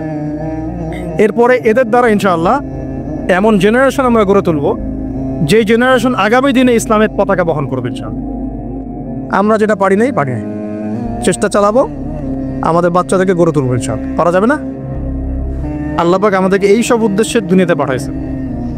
এভাবে ইনশাআল্লাহ আমরা এলেম অর্জন, তাসকিয়া অর্জন, আমল বাড়িয়ে দেওয়া, হালাল খাওয়া, পরিবার গঠন করা, প্রজন্ম গঠন করা, এই কাজগুলো করতে করতে করতে আমরা আগাবো ইনশাআল্লাহ। এবং এখন যা চলছে এই ফিতনাগুলো থেকে আমরা নিজেদেরকে দূরে রাখার চেষ্টা করব। আর যেখানে যেখানে যেখানে মুসলিমদের এগেইনস্টে এই কাফের, মুশরিক, জালেম, মুনাফিকরা পদক্ষেপ নেবে, আমরা আমাদের সাধ্য মতো এটাকে প্রতিহত করব। কিচ্ছু চালাতে পারলো না, পুরোই অচলাচল। তো এখন ভাই তো আবার অস্ত্র শস্ত্র তার কাছে নাই, অ্যান্ড সে আমার সাথে বন্ধুত্ব করেছে। তো এখন আমি তাকে বোঝাচ্ছি যে আপনার তো নিরাপত্তার জন্য অস্ত্র দরকার, আপনার আশপাশে অনেক শত্রু আছে, ইরান আছে আপনার পাশে, যদি হামলা করে আপনার শত্রুরা তো অভাব নাই, তাহলে অস্ত্র কিনতে হবে না আপনার? তো বলছে হ্যাঁ কিনতে হবে। তো তাহলে অস্ত্র তো আপনি বানাতে পারেন না, সেই প্রযুক্তি আপনার নাই। আমার দেশে অনেক অস্ত্র আছে, এগুলো আপনাকে দেই, আপনি ডলার দিয়ে এগুলো কিনে নেন। প্রথমে যে ডলারটা আমি ওকে দিয়ে তেল নিয়েছি, ওই ডলারটা আমি আবার ওর কাছ থেকে নিয়ে আমার অস্ত্র দিলাম ওকে। লাভ কার? বুঝেন নাই মনো? প্রথমে আমি দিয়েছি ওকে ডলার, সাকিব দিয়েছে আমাকে তেল, সেই তেল নিয়ে আমি আমার দেশে রিজার্ভ করেছি, তেল তো আমার থাকলোই। আর আমার ডলার হলো কারেন্সি, সুপিরিয়র কারেন্সি, যা দিয়ে অন্য কারেন্সির মান নির্ধারণ করা হয়। এবার ওকে বুঝালাম তোমার অস্ত্র নাই, তো বলছে তো আমার তো প্রযুক্তি নাই, তাহলে আমাকে আপনি কিছু অস্ত্র বিক্রি করেন আমার কাছে। তা আমি কিছু অস্ত্র, আমার তো অস্ত্র অভাব নাই, আমি যত ইচ্ছা এগুলো বানাতে পারি, যেটা বানাচ্ছি ওর চেয়ে অত্যাধুনিকটা আমার কাছে আছে। ওকে এমন কিছু দিব না যেটা দিল ও আবার আমাকে আক্রমণ করতে পারে, ওকে এমন অস্ত্রই দিব যেটা আমার প্রতিহত করার ক্ষমতা আছে। অথবা ব্যালিস্টিক মিসাইল ওকে দিব না, ওকে অন্য কিছু দিব। তা আমি এখন ওকে অস্ত্র কিছু দিলাম, ওই যে ডলারটা প্রথমে দিয়েছি ওইটা আবার সে আমাকে দিয়ে দিল। কিছু কি বুঝলেন? এটাই চলতেছে আরবের মধ্যে। অথচ এই সার্কাসটা কিম জং উন অনেক বেশি বুঝেছে আগে। ও বলছে তোদের সাথে চলি না, আমি চায়নার সাথে চলবো, রাশিয়ার সাথে চলবো, আমি নিজে অস্ত্র বানাবো। দেখেন নাই কয়দিন আগে গোলগাপ্পা একটা মানুষ আসে আর বলে যে এই যে মিসাইল চালাচ্ছে, দেখেন নাই? ও ভালো কাজ করছে তার ভাষা। হ্যাঁ আমি সে মুসলিম না, কিন্তু বলছি যে ওই সেন্সে সে ভালো কাজ করছে। এই নিয়ন্ত্রণটা ওরা দখল জায়নিস্টরা নিয়ে নিয়েছে, জায়গার, ভৌগোলিকত্বের, মিডিয়ার, প্রযুক্তির, অস্ত্রশস্ত্র, তেলের, সবকিছু। এখন আমাকে বলেন, তাহলে দাজ্জাল এখনো বের হয় নাই কিন্তু তার অনুসারীদের আজকে এই অবস্থা, তাহলে আসলে কি সময় খুব বেশি বাকি আছে না কম আছে? আস্তে আস্তে বিশ্ব এদিকে যাচ্ছে। তবে সুসংবাদ, আমাদের জন্য সুসংবাদ হচ্ছে এই সময়টা আস্তে আস্তে আস্তে অনেক মুসলমান শাহাদাত বরণ করবে ইনশাআল্লাহ, এবং তারা জান্নাতে শহীদ হয়ে পাখি হয়ে যাবে ইনশাআল্লাহ। ওটাই তো চূড়ান্ত সাফল্য, তাই না? আমাদের বাচ্চারা মরে নাই ভাই, আমাদের বাচ্চারা জান্নাতের পাখি হয়ে আছে ইনশাআল্লাহ, আর ওদের সৈন্যরা মরে জাহান্নামের কীট হয়ে আছে ইনশাআল্লাহ। আমাদের ভাইরা মরে নাই, তারা জীবিত আছে, তারা জান্নাতের ফল খাচ্ছেন ইনশাআল্লাহ। আমাদের মায়েরা বোনেরা মরেন নাই, তারা এখনো জীবিত জান্নাতে আছে। এবং তারা এই দুনিয়াতে আরো বারবার ফিরে আসতে চাচ্ছেন এখন, যে আল্লাহ আমাদেরকে আরো একবার ফিরিয়ে দিন, আবার শহীদ হয়ে আপনার কাছে আসুন। ওরা এই দাবি করছে আল্লাহর কাছে। আমাদের বোনরা মরে নাই, আমাদের ভাইরাও মরে নাই, আমাদের বাচ্চারাও মরে নাই, কারণ এই জীবনটাই চূড়ান্ত জীবন না। তার মানে এই না যে আমরা ওদের এগুলো মেনে নিব। একজন ফিলিস্তিনি বাচ্চা যতদিন জীবিত আছে যুদ্ধ চলবে ইনশাআল্লাহ। আমরা পারি না, কি হয়েছে, ওরা তো পারে, দোয়া করবো আমরা তাদের জন্য। আর আমরা এই হাদিস খুব ভালো করেই জানি যে খোরাসান থেকে ব্ল্যাক ফ্ল্যাগস যাবে, এমন একটা জৈশ যাবে, ফালা নি'মাল জাইশু জাইশুহা, না ফালা নি'মাল আমিরু আমিরুহা ওয়ালা নি'মাল জাইশু যালিকাল জাইশ। কতই না উত্তম সেই বাহিনীর আমির, আর কতই না উত্তম ওই সেনাবাহিনী। আল্লাহ নবীজি বলছেন তারা যুদ্ধ করতে করতে করতে করতে বাইতুল মুকাদ্দাস পর্যন্ত জয় করবে, পৃথিবীর কোনো পরাশক্তি ওকে ঠেকাতে পারে। আর যদি সেটা এই বিশ্বে হয় তাহলে আমরা বুঝতে পারছি এরা কারা হয়। যদি সেটা এখন হয়ে যায় আগামী 10-20 বছরের মধ্যে, আল্লাহ ভালো জানেন, আমরা জানি না, 100 বছর পরেও হতে পারে, তাহলে আমরা বুঝতে পারছি তারা কারা হতে পারে। আমরা তো বুঝতে পারছি ওয়ার্ল্ডের মধ্যে কারা কি করছে। হ্যাঁ, যাদের প্রতি মহব্বত রাখলে আপনাকে আবার বলছে আপনি মুনাফেক, টাক্কা মুনাফেক, তাসা মুনাফেক, অমুক মুনাফেক, তমুক মুনাফেক। আল্লাহ সুবহানাহু ওয়া তাআলা এদের ভাগ্যে হেদায়েত থাকলে হেদায়েত দান করুন, না থাকলে আল্লাহ পাক এই কলঙ্ক, এই উম্মাহকে এগুলো থেকে কলঙ্ক মুক্ত করুন। শেষ করি। এখন সুসংবাদ কি? সুসংবাদ হচ্ছে, এটা তো সুসংবাদ গেলই, আর আল্লাহ রাব্বুল আলামিন এই মিথ্যা মাসিহকে মেরে ফেলার জন্য আসমান থেকে সত্য মাসিহকে আবার পাঠাচ্ছেন ইনশাআল্লাহ। এবং তিনি ইমাম মাহদী আসার আগে আসছেন না, আসার পরে আসবে। আসার আগে না পরে? তিনি নবী হিসেবে নন, শাসক হিসেবে, একজন ন্যায়পরায়ণ শাসক হিসেবে। তারপরে তিনি বলছেন, নবী সাল্লাল্লাহু আলাইহি ওয়াসাল্লাম বলছেন, তিনি নামবেন 2 জন ফেরেশতার পাখায় ভর দিয়ে, চুলগুলো ভেজা থাকবে, ভেজা, টপ টপ করে পানি পড়তে থাকবে চুল দিয়ে, মনে হবে যেন মুক্তা ঝরছে। সিরিয়ার দামেস্কের যে মিনার মসজিদের সেখানে নামবেন। তখন মেসাকার যুদ্ধ চলতে থাকবে শাম অঞ্চলে। শাম অঞ্চল মানে প্যালেস্টাইন, সিরিয়া, লেবানন, জর্ডান, এই সব জায়গায়, এগুলো শাম। শাম মানে শুধু সিরিয়া নয়, শাম মানে পুরো এইটাই। আর বাইতুল মুকাদ্দাসে 4-5টা স্পেশালি, ওটাই সভ্যতার কেন্দ্র, কিন্তু ওখান থেকে সভ্যতা শুরু হয়েছে, শেষটা আবার ওখানে হচ্ছে, ওখানে শেষ হবে। যুদ্ধ চলতে থাকবে। ইমামুল মাহদী এসে বলবেন যে তোমাদের ইমামকে ইমামতি করতে বলো। সুবহানাল্লাহ। ইমামুল মাহদী ইমামতি করবেন, দরজা খুলে দেওয়া হচ্ছে, দরজা খুলে দেওয়া হবে। দাজ্জাল তাকে দেখা মাত্রই গলতে শুরু করবে, পালাতে পালাতে পালাতে পালাতে এই প্যালেস্টাইনেই যেটা দেখছেন আপনারা এখন, এটার বাবে লুত নামক জায়গাতে গিয়ে সে আটকে যাবে, এবং ওই জায়গায় ঈসা আলাইহিস সালাম তাকে হত্যা করবেন ইনশাআল্লাহ। মানে মিথ্যা মাসিহকে সত্য মাসিহের হাতে হত্যা করা। ওরা কিন্তু মনে করে দাজ্জাল ওদের মাসিহ। কারা মনে করে? এই জায়নিস্ট জিউস, এরা মনে করে দাজ্জাল সত্য মাসিহ, তার অপেক্ষায় তারা বসে আছে। সত্যিকারের মাসিহকে পাঠানো হয়েছিল ঈসা আলাইহিস সালাম, তারা উল্টে তাকে জারদ সন্তান বলে গালি দিয়েছিল আর তাকে হত্যা করার চেষ্টা করেছিল। আল্লাহ পাক তাকে উঠিয়ে নিয়েছেন। তিনি তারপরে দাজ্জালকে হত্যা করে ওইখানেই, যেখানে এই হত্যাকাণ্ড এখন হচ্ছে, এখানেই 40 বছর ইসলামী খেলাফতটা আবার বাস্তবায়িত হবে ইনশাআল্লাহ। এটা আস্তে আস্তে হতে যাচ্ছে। তাহলে সুসংবাদ দিয়ে শেষ হলো। এর আগে অনেক চড়াই উত্তরাই চলবে, রক্ত ঝরবে, শহীদদের সংখ্যা বাড়বে, তবে তারা জীবিত, তারা মৃত নন, এটা মনে রাখবেন। বদরগঞ্জ দিয়ে শেষ করতে চেয়েছিলাম, শেষ করার আগে কথাটা শোনেন।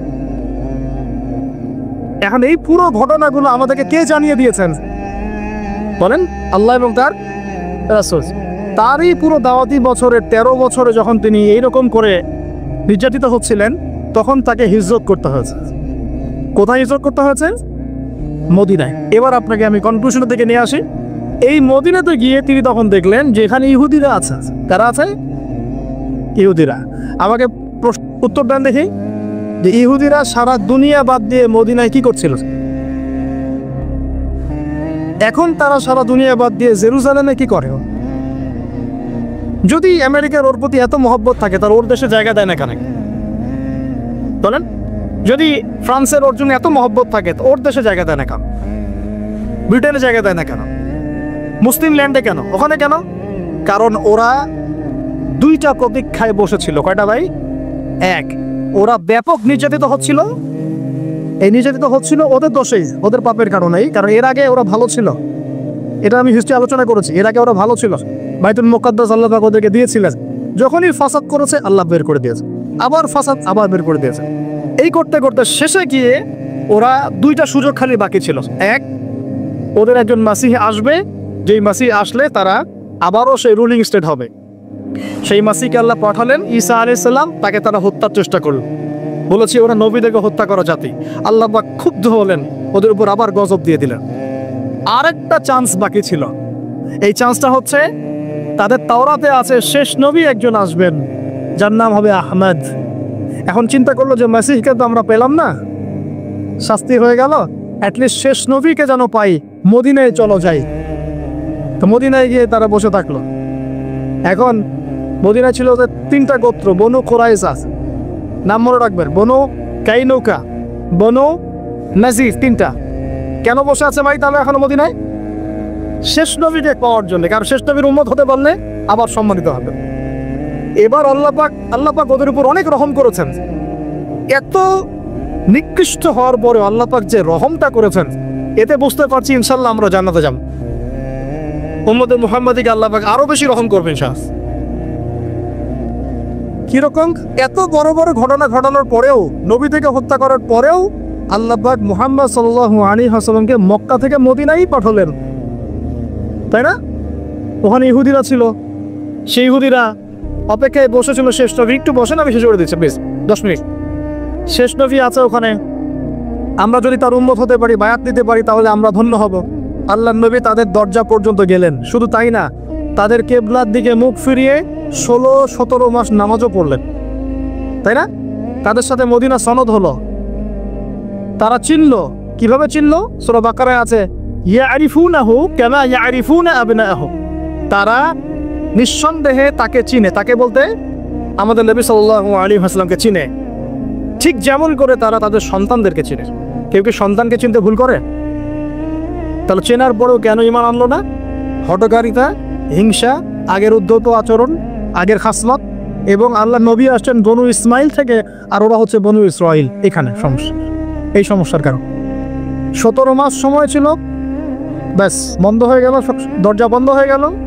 এখন আল্লাহ পাক বললেন, তোমরা এখন কেবলা পরিবর্তন করে নাও, ওই দিকে আর মুখ করে নামাজ পড়তে হবে না। কেবলাও পরিবর্তন হয়ে গেল, মানে ইহুদি খ্রিস্টান সবার সাথে আমাদের একটা বিচ্ছিন্নতা হয়। তোমাদের সাথে আমরা চলি না, তোমরা আলাদা, আমরা আলাদা। এর আগ পর্যন্ত আমরা একসাথে চলেছি, এক কেবলায় নামাজ পড়েছ। আল্লাহ নবী প্রমাণ করতে চাচ্ছেন, আল্লাহ পাক প্রমাণ করতে চাচ্ছেন যে সবাই মুসলিম উম্মাহ, যারা আল্লাহর প্রতি আত্মসমর্পণ করতে সবাই মুসলিম। তোমরা যেমন বনু ইসরাইলের যুগে দাউদের আন্ডারে ছিলে আলাইহিস সালাম, সুলাইমানের আন্ডারে ছিলে আলাইহিস সালাম, আর এই দ্বিতীয় হিজরিতেই এই বদরের যুদ্ধ হয়েছে। একই হিজরিতে এতগুলো ঘটনা। রোজা রেখে সাহাবীরা বদর যুদ্ধ করেছে। যুদ্ধের পরে আপনারা জানেন যে আমাদের জয়লাভ হলো, আরবের মধ্যে একটা বড় শক্তি হিসেবে আত্মপ্রকাশ করলাম। এবং ইহুদিরা এখন মুশরিকদের সাথে একত্রিত হয়ে, এখন যেমন তারা সারা বিশ্বের অ্যালায়েন্স গঠন করে মুসলিমদের বিরুদ্ধে চলে গেছে না, ওই সময় তারা অন্যান্য মুশরিক, বেদুইন, অন্যান্য যারা ছিল শত্রু নাসারা, এদের সাথে একত্রিত হয়ে ইসলামের এগেইনস্টে তারা অপতৎপরতা চালাতে লাগলো। একে একে যুদ্ধ হতে লাগলো। বনু নাজির, বনু কাইনুকা, বনু কুরাইজা, খায়বার। আল্লাহর নবীর জীবদ্দশায় মদিনার এই 8 থেকে 9 বছরেই ইহুদিদের সাথে 4টা যুদ্ধ হয়েছে। কয়টা?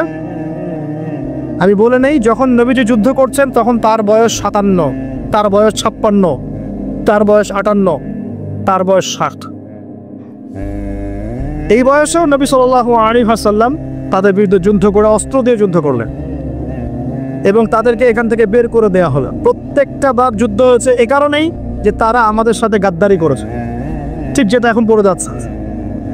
সর্বশেষ আমাদের নবী সাল্লাল্লাহু আলাইহি ওয়াসাল্লাম ইন্তেকাল করার আগে, জাস্ট ইন্তেকালের কয়েকদিন আগে নবীজি বলে যাচ্ছেন শেষ কথাগুলো, তোমরা শোনো, হে আমার উম্মত, আমার কবরকে উপাসনার জায়গা বানাবে না, রাষ্ট্রদূতদেরকে সম্মান করবে, সালাতের ব্যাপারে যত্নবান থাকবে, তোমাদের অধীনস্থদের ব্যাপারে যত্নবান থাকবে, আরব উপদ্বীপ থেকে ইহুদিদেরকে বের করে দিবে। আমার কি পঞ্চম লাইনটা কি আপনাদের কানে গিয়েছে? কি বলেছেন আল্লাহ নবী? আরব থেকে, আরব উপদ্বীপ থেকে এদেরকে, তা আমাদের নবী রহমাতুল্লিল আলামিন নন? পুরো বিশ্ববাসীর জন্য রহমত না? তিনি যখন বলতে পারলেন এই কথা, তার মানে বুঝতে হবে এই ইসলামের সবচেয়ে বড় শত্রু কিনা, তার দ্বারা আমাদের কোনো কল্যাণ হতে পারে। এরপর এই এই ওসিয়তটা বাস্তবায়ন করেছেন ওমর রাদিয়াল্লাহু আনহু। একটা একটা করে ধরে ধরে ধরে বের করে দিন, যা বের ওখান থেকে। আমার নবী বলে গেছেন এই কথা, আমার নবী বলে গেছেন এই ওসিয়ত করতে, আমরা না করে যাই কিভাবে? এখন সেই ইহুদিদের সাথে আমরা মিত্রতা করেছি, তাদের আন্ডারে আমরা আছি, ওদের সাথে লেনদেন, ওদের সাথে বন্ধুত্ব, ওদেরকে স্বীকৃতি দেওয়া, সম্পর্ক স্বাভাবিক করার চেষ্টা করা, কত কি নাটক চলতেছে। ওই জন্য পিটাচ্ছে, আমাদের ভাইদেরকে পিটাচ্ছে, আমরা এতে আনন্দিত না, কিন্তু আমাদের ভাইরা মার খাচ্ছে এই গাদ্দারদের কারণেই। চতুর্দিক থেকে তাদেরকে ব্লক করে মারা হচ্ছে। যদি এমন হতো যে আরব প্রতিবেশী রাষ্ট্রগুলো তাদের সহানুভূতি দেখাতো বা শক্তি প্রদর্শন করত, ঐক্যবদ্ধ হয়ে একটা আওয়াজ তুলতো, ওরা কি এভাবে হত্যা করতে পারতো? এদেরকে আগে বশ করে নিয়েছে, নিয়ে ওরা দরজা বন্ধ করে পিটানো শুরু করেছে। আগে মসজিদে সবাইকে ঢুকিয়েছে, মনে করেন, ঢুকিয়ে দরজা বন্ধ করে আগুন লাগাই দিচ্ছে, আর বাইরে থেকে মানুষ দেখে সেলফি উঠায়। এই যে এক ভাই একটু আগে বলছিলেন, আমাদের মনোর ভাই, ভাই ভৈরবে নাকি একটা ট্রেন দুর্ঘটনা হয়েছে, উনি বলছেন যে ভাই ওখানে একজন আলেমও ছিলেন, উনি গুরুতর আহত হয়েছেন এবং রক্তক্ষরণ হচ্ছে, উনি সাহায্যের জন্য পানি চাচ্ছেন, হেল্প চাচ্ছেন, মানুষ গিয়ে সেলফি উঠায়, মানুষের ছবি উঠাচ্ছে। এই হলো জেনারেশন ভাই আমাদের, আমাদেরকে পাগল বানিয়ে ফেলছে মোবাইলটা। আমরা মানসিকভাবে আর সুস্থ না।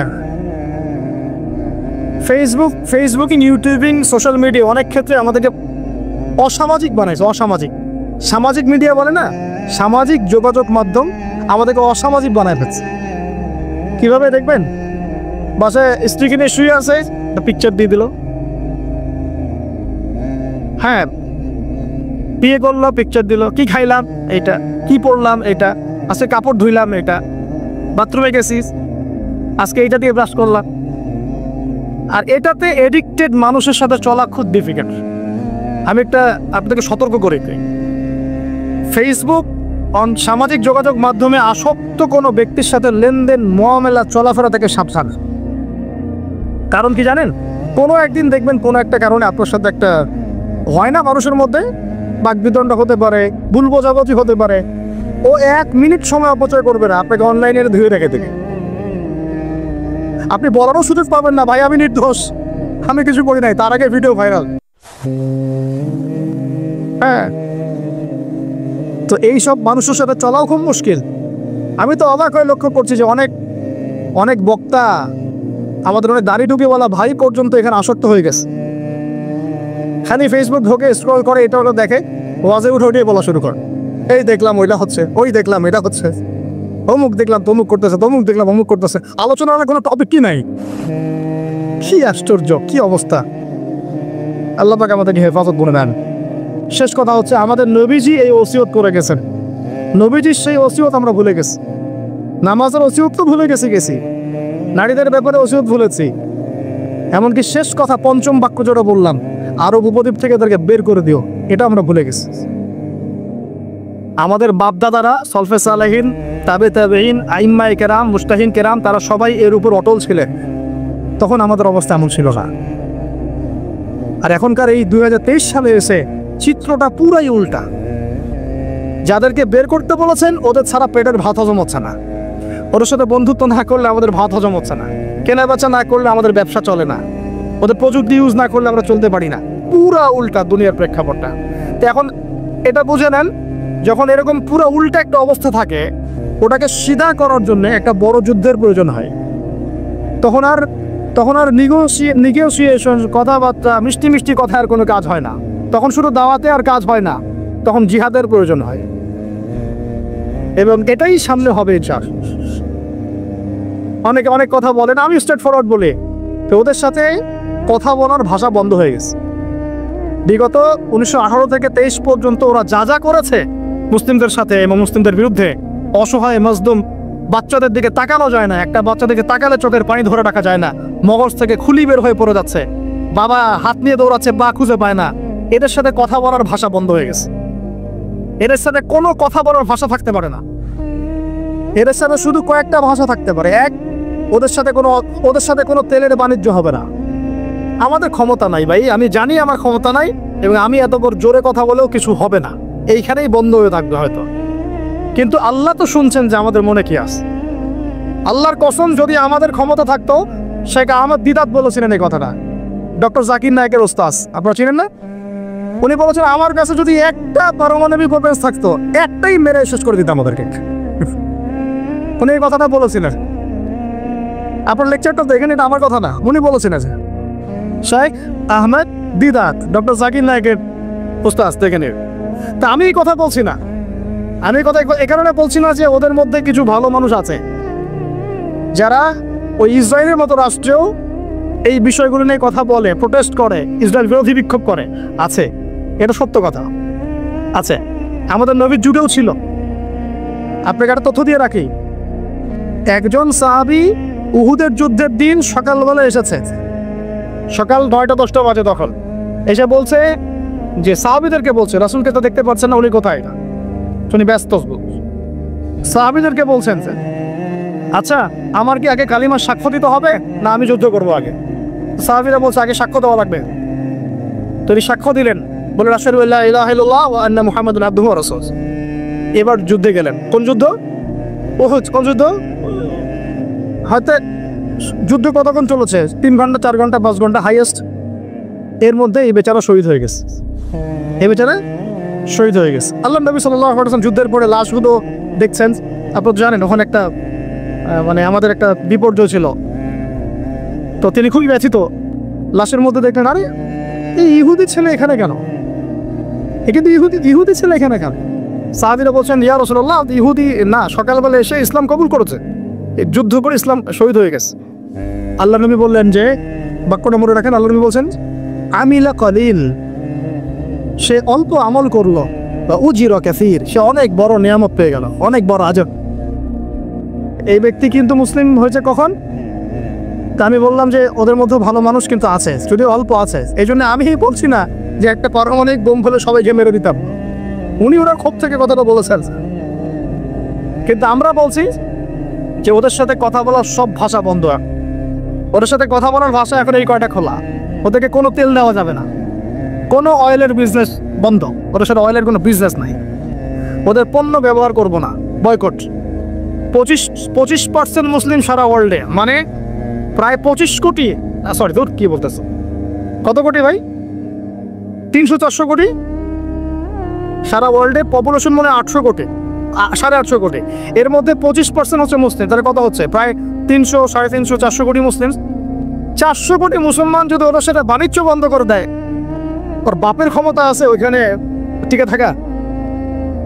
বাণিজ্য অস্ত্র একটা বিশাল অস্ত্র, দেখেন না সারা ওয়ার্ল্ডে, ওরা সে অস্ত্র প্রয়োগ করে, কিছু হলেই বলে তোমাদের সাথে বাণিজ্য করবো না, পণ্য বয়কট করে দেয়।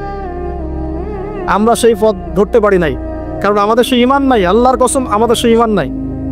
আমাদের ঘৃণা ভরে এদের পণ্য ত্যাগ করা উচিত, মনের মধ্যে ঘৃণা লালন করে পণ্য ত্যাগ করা উচিত। এবং আপনি বলতে পারেন যে ভাই কয়টা ত্যাগ করবো, সবই তো ওদের। আমি বলবো যে একটা পারলে একটা করা উচিত, একটা পারলে একটাই করা উচিত। তেল বন্ধ করা উচিত, ওদের সাথে কোনো তেল দেওয়া হবে না, ওদের সাথে কোনো বাণিজ্য চলবে না। একজন ফিলিস্তিনি বা মুজাহিদ অথবা একজন শিশু জীবিত থাকা পর্যন্ত লড়াই চলবে। যদি 100% মুসলমানকে মেরে শেষ করে ফেলে, তবু অস্ত্র বিরতি দেওয়া যাবে না। আরবের সমস্ত রাষ্ট্রদেরকে একত্রিত হয়ে ওদের বিরুদ্ধে অস্ত্র ধরতে হবে। সমস্ত মুসলিমদেরকে এইসব ওআইসি টোয়াইসি ফেলেন, এইসব ওআইসি পিএলও হাবিজাবি সব রাখেন, যাদের কাছে সামর্থ্য আছে, শক্তিশালী মুসলিম কান্ট্রি, ওদের সবাইকে এক টেবিলে বসতে হবে, বসে একটা রেজলিউশন পাস করে অনতি বিলম্বে এদের সাথে যুদ্ধের ঘোষণা করতে হবে। এদের সাথে কোনো রকম নেগোসিয়েশন, মুখের ভাষার কথা বাকি নাই, সব ভাষা বন্ধ হয়ে গেছে, একটা ভাষা খোলা আছে, হিয়া হারবুল কিতাল, এটা হলো লুগাতুল কিতাল, লুগাতুস সিলাহ। একটা হচ্ছে অস্ত্রের ভাষা, কিতালের ভাষা, আর কোনো ভাষাই বাকি নেই দেশে। আর আমার কথায় আপনি মনে করেন না যে আমি ইহুদি বিরোধী, আমি মাজলুমদের পক্ষে, জালেমের বিরুদ্ধে। আমরা জুলুম দেখে আসছি বিগত এই 100 বছরের হিস্ট্রি আপনি পড়ে দেখবেন। 100 বছরের হিস্ট্রি। এখন বলতে পারেন যে এটা হলে তো পশ্চিমারা ওকে সাপোর্ট করা শুরু করবে, সবাই মিলে একটা মহাযুদ্ধ লেগে যাবে। ওইটা তো লাগতেই আছে সামনে যায়, আজও কার কাল হোক। আর চুপচাপ থাকার পরেও কি মুসলমানরা জানমাল ভূমি নিরাপদে রাখতে পেরেছে? চুপচাপ শান্তিপূর্ণ থাকার পরেও কি তারা আমাদের জমিন দখল করে নাই? মা বোনের ইজ্জত নেয় নাই? তারা কি আমাদের ভাইদেরকে হত্যা করে নাই? তারা কি আরবদের উপর গলায় দড়ি দেয় নাই? তারা কি পুরো বিশ্বে ফাসাদ সৃষ্টি করছে না? তো চুপ থেকে মরার চাইতে কি অস্ত্র ধরে মরা ভালো ছিল কি না? ওদের সাথে যুদ্ধ নতুন করে শুরু হয় নাই, এটা ভুল কথা। এটা অক্টোবর মাসে যা চলছে 2023-এর, এটা নতুন করে শুরু হওয়া কোনো বিষয় না। এটা 18 সাল থেকে চলে আসতেছে, 1918 সাল থেকে। যারা বলে যে এটা শুরু হওয়ার ফলে মুসলিমদের উপরে নির্যাতন আসছে, এরা একটা মুনাফিক স্টাডি। এটা শুরু হয়নি আজকে, এটা শুরু হয়েছে আজকে থেকে 75-80 বছর আগে। ওরা থেমে নাই, ওরা একদিনের জন্যও থেমে নাই। প্রত্যেক দিন তারা কোনো মুসলিমকে হত্যা করেছে, উদ্বাস্তু করেছে, বের করেছে, শিশুদেরকে হত্যা করেছে, অথবা মা বোনদেরকে ধর্ষণ করেছে। আমরা রেস্ট নিচ্ছি, মনে করছি ওরা খুব ভালো অস্ত্রবিরতিটা। কিসের অস্ত্রবিরতি? ওর সাথে কোনো ভাষাই নেই কথা বল। আল্লাহ পাক আমাদের নেতাদেরকে এইসব বুঝ দান করো। আমি জানি আমরা দুর্বল, আমি বারবার এক কথা বলছি, রাষ্ট্র হিসেবে, ওয়ার্ল্ড অ্যাফেয়ার্সে এবং এখানে ছোট পরিসরে কথা বলে কিছু অ্যাটলিস্ট আমরা আমাদের চেতনা তো লালন করতে পারি। ওই যে বললাম আপনি হাত দিয়ে পড়ছেন না, হাদিস তাহলে কি বলছে? মুখ দিয়ে বলতে হবে। মুখ দিয়ে পড়ছেন, অন্তত পক্ষে আপনাকে মন থেকে ঘৃণা করতে হবে। প্রত্যেকটা মুসলিম রাষ্ট্র থেকে এদের রাষ্ট্রদূতদেরকে বহিষ্কার করে দেওয়া উচিত, রাখাই উচিত না। কারণ কোনো কূটনৈতিক সম্পর্ক রাখা উচিত। ওর সাথে সম্পর্ক কিসের? শত্রুর সাথে আবার কি সম্পর্ক? এটা আহ্বান জানাচ্ছে বিশ্বের বড় বড় কান্ট্রিগুলো। তুরস্কের মতো কান্ট্রি পর্যন্ত দেখলাম সেদিন বলছে যে যাদেরকে সন্ত্রাসী হিসেবে ওরা তুলে ধরছে, ওরা সন্ত্রাসী নয়, তারা মাজলুম, নির্যাতিত, স্বাধীনতাকামী মুজাহিদ। ওরা কথা বলা শুরু করেছে। ইরান কথা বলছে, আরব কান্ট্রিও কিছু কথা বলছে। বাট লোক দেখানো কথা বলা আর সত্যিকারের পদক্ষেপ নেওয়ার মধ্যে পার্থক্য আছে। যদি এভাবে পদক্ষেপ আমরা নিতে ব্যর্থ হই, আল্লাহ আমাদেরকে ধরবে। ওই ভাইরা আস্তে আস্তে জান্নাতে চলেই গেছে, ওদের কিচ্ছু জয় আসবে না। ওরা ভালো আছে এখন, ওরা অনন্তকালের নাজ নেয়ামতের মধ্যে আছে। বরং ওরা বলছে আল্লাহকে, আল্লাহ আমাদেরকে আবার ফিরিয়ে দাও, আর একটা শহীদ হয়ে আস। আল্লাহ আমাদেরকে ধরবেন। অ্যাটলিস্ট বললাম কয়েকটা পয়েন্ট হয়, কূটনৈতিক সম্পর্ক রাখার দরকার নাই। অন্তত আমি হলে রাখতাম না। আপনি রাখতে চাইলে রাখেন, আপনার কবর আপনার, হিসেব আপনার। আমরা হলে রাখতাম না, কখনো না। 2 নম্বর, মুসলিম কান্ট্রিগুলোর ঐক্যবদ্ধ হতে হবে এবং যেসব মুসলিম কান্ট্রির মধ্যে পারমাণবিক অস্ত্র আছে ওদেরকে একতাবদ্ধ হতে হবে। ওই একটা ফোরাম গঠন করতে হবে। যদি অর্থনৈতিকভাবে ব্রিক্স গঠন করতে পারেন, এটা করতে পারেন, সেটা করতে পারেন, তাহলে অবশ্যই ইউনাইটেড মুসলিম প্ল্যাটফর্ম করা সম্ভব। যে উদ্যোগ দিবে আল্লাহ পাক দেখবেন তাকে ইমারতের আসনে বসিয়ে দিয়েছে ইনশাআল্লাহ। শুধু মুখের কথা না, ইনিশিয়েটিভ দিতে হবে। পণ্যগুলো বয়কট করতে হবে, রাষ্ট্রদূতদের সাথে রাষ্ট্রদূতকে বহিষ্কার করে ফেলতে হবে, তেল বন্ধ করে দেন, তেল বন্ধ করে দেওয়া, বাণিজ্য বন্ধ করে দেন। শুধু 2টা ভাষা খোলা থাকবে। এক, যদি তারা এভাবে জুলুম করতে থাকে, শেষ বিন্দু পর্যন্ত আমরা অস্ত্র ধরে লড়াই করতে থাকবো। আর যদি ওরা নেগোসিয়েশন করতে চায়, তাহলে যতক্ষণ পর্যন্ত ওরা আমাদের ভূমি ছেড়ে চলে না যাচ্ছে, ততক্ষণ কোনো শান্তি আলোচনার কোনো সুযোগ নেই। যদি ওরা রাজি হয় যে আমরা পুরো ফিলিস্তিন ছেড়ে দিব এবং আমাদের যারা উদ্বাস্তু সবাইকে ফিরিয়ে আনতে পারবো এবং আমাদের এক একজন ভাই এক একজন বাচ্চার হত্যার রক্তপণ দিয়াত দিবে, তারপরে কোনো শান্তি আলোচনা হতে পারে। তার আগে না। তার আগ পর্যন্ত একটাই ভাষা চালু আছে, অস্ত্রের ভাষা। যাদের সামর্থ্য আছে তারা এই কাজটা অবশ্যই করবে। আমরা ওদের জন্য মন থেকে দোয়া করি, আল্লাহ পাক যেন তাদেরকে বিজয় দান করে, আল্লাহ পাক যেন তাদেরকে তার গায়েবী মদত দান করে। আসমান থেকে আল্লাহ যেন ফেরেশতা পাঠায় সাহায্য করে। আল্লাহ পাক যেন আমাদের এই ছোট ছোট বাচ্চাদেরকে যে হত্যা করা হয়েছে, এই বাচ্চাদেরকে ইব্রাহিম আলাইহিস সালামের সাথে জান্নাতে অনন্ত সুখের জীবন দান।